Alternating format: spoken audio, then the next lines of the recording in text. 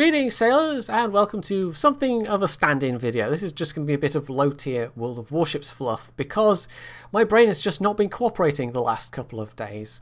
Even this has taken multiple attempts and it's not like this is going to be a particularly long video.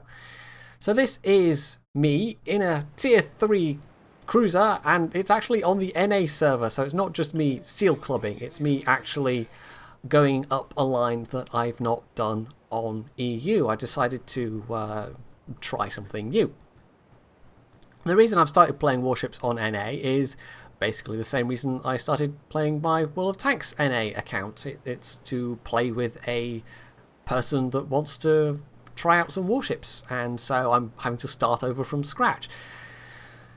And, well, it's actually been instructive, almost, because on EU, I've basically been playing for long enough that it predates the whole player account level thing, because of course as you go up the player account levels you get different stuff unlocked, and I've just always been at the maximum level as they've introduced the new levels. I've never had to wonder what it would be like to grind through and slowly unlock, you know, captains and free XP and flags and camo and all that kind of thing.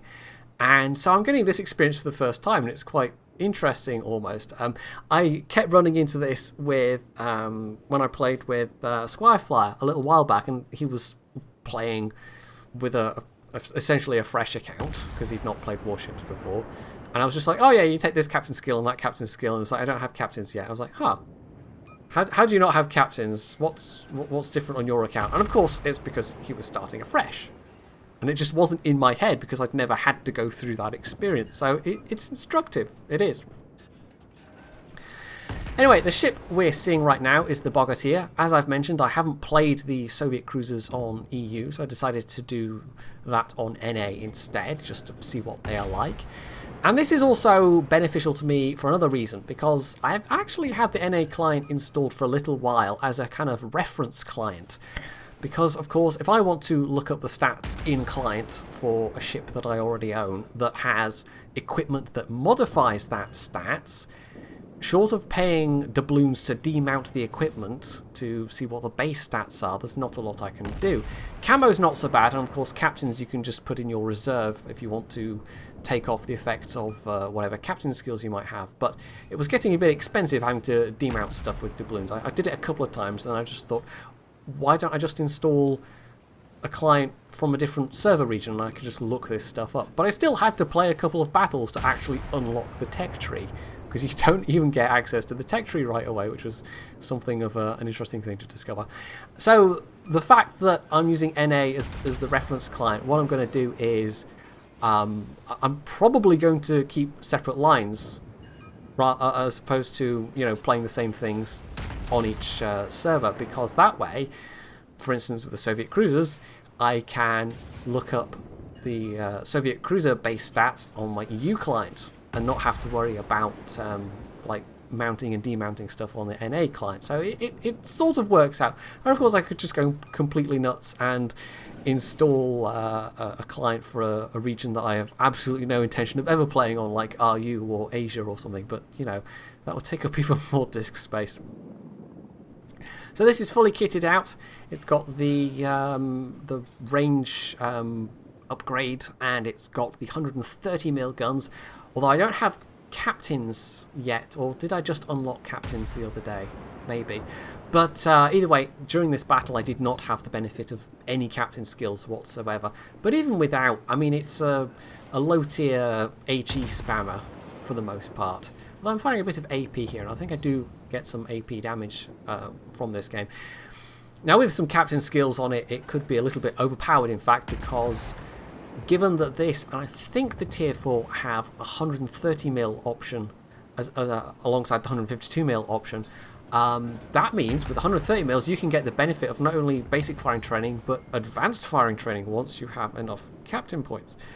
I'm nowhere close to that, but even without that benefit it's still quite a nice little ship. It's not that far off what the St. Louis is, and I was actually basically just playing it like a St. Louis. Now, I'm not sure if it's down to low server population or just the time of day I was playing at, but as you can see, this is not a full battle in terms of the amount of ships that are here. This is, what, 7 ships per side?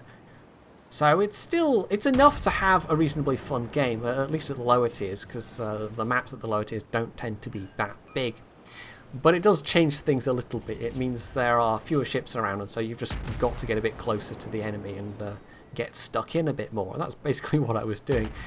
I was trusting that things wouldn't shoot at me too much, and you can see here I'm actually trying to use the guns on both sides, but there's a little bit of a delay whilst the gun rotation actually catches up, because it's not like you can lock the turrets on one side whilst you fire the other side. And it's actually enough of a delay with the rotation that the guns are fully reloading. So we're down to 3 versus 3, and I'm just firing all of the HE at these battleships, and I've already done a fair amount of damage, I think. 56k is probably not bad for this tier, but I'm not done yet. This is the reason why I'm showing you this, is it just feels like it's going to end up being a rather absurdly high damage game for being low tier. And I mean, you could maybe say it was seal clubbing, although, you know, obviously like I pointed out, I have a definite reason for playing up through these low tiers, but it does possibly also show you the difference that it makes coming to the lower tiers as a more experienced player. Although also you have to take into account that all of the enemy ships I was facing, like the only low tier battleships I think these days that you really have to be worried about, especially at tier 3, are the German ones, the Nassaus. The Nassaus are actually quite dangerous, and it kind of makes the South Carolina and the Kawachi look rather sad by comparison, because they aren't that much of a threat. They tend to just run around and fire HE because the AP shells aren't very good, but they're also rather inaccurate. And I think with the South Carolina, the Kawachi, it's still the case that you just have to grit your teeth and grind through them and accept that they're going to be fairly terrible. In fact, in my case, I mean, I did it in closed beta, and I think in once we got to open beta and I was grinding back through the battleship lines, I think I just free XP past them both. I was like, I've done my time, I've paid my penance, I don't want to do it again. The Nassau, on the other hand, I think is possibly one that I might even end up keeping just to take out every so often. But I thought also, alongside the fact that this is going to be a high damage game, that it might be maybe somewhat instructive for newer players to see what to do in these low tier cruisers at least. And it's not that difficult to dodge out of the way, although if you're at closer ranges it becomes more difficult. So it's just me and the South Carolina. We also do have a St. Louis, but he's just been AFK the entire game. Didn't move once. I think ends up with a score of 0 or close to 0. So basically we were 6 versus 7 and we've still actually managed to win this. And it's not that I managed like a Kraken medal or something despite the low numbers of ships. No, it's just the sheer amount of damage I've somehow managed to do. And I was looking at it getting towards the end here and thinking, you know, I'd be happy to do this in like a tier 7 or 8 cruiser. And the fact I managed it in a tier 3 cruiser just seems kind of silly. But I was thinking surely it must be that I got lots and lots of fire damage. Because, you know, I've set a bunch of fires. But we're going to have to wait till the score screens to see if that's true or not. So it's just a last enemy Bogatyr at this point. Myself and the South Carolina firing at him. And I'm pretty sure I'm going to get to finish him unless the South Carolina gets lucky. I mean, honestly, with the Nassau being in the game now, I really think they should buff the other tier 3 battleships to at least be, you know, the equal of the Nassau, at least in terms of their guns. But no, I don't know. We'll see. We'll see what Wargaming does. So another fire, another volley or two like that, and I've got this guy. And I'm actually now going to switch to AP because he's showing broadside. He actually gets softened up a bit there as well, so there we go. I get the last shot in. Bandicam stopped recording just before the last bit for some reason, I don't know why. And I ended up with 3 kills and 94,000 damage in a tier 3 game. Like I said, I would be happy with that in my tier 8 cruisers. So that was enough for just under 1100 base XP. Somehow the St. Louis that was AFK still got 79 experience, so I don't know. Somebody that actually loaded into the game and then just was tabbed out doing something else, or who knows. And there we go, we can see the damage breakdown, and as it turns out, it was mostly from shell damage. I only did 15.5k fire damage, which surprised me from that number of fires. But the rest of it was mostly HE with a bit of AP damage on top. And that was, as we can see, enough XP to actually get my account up another level. And this might even have been the game that unlocked captains for me.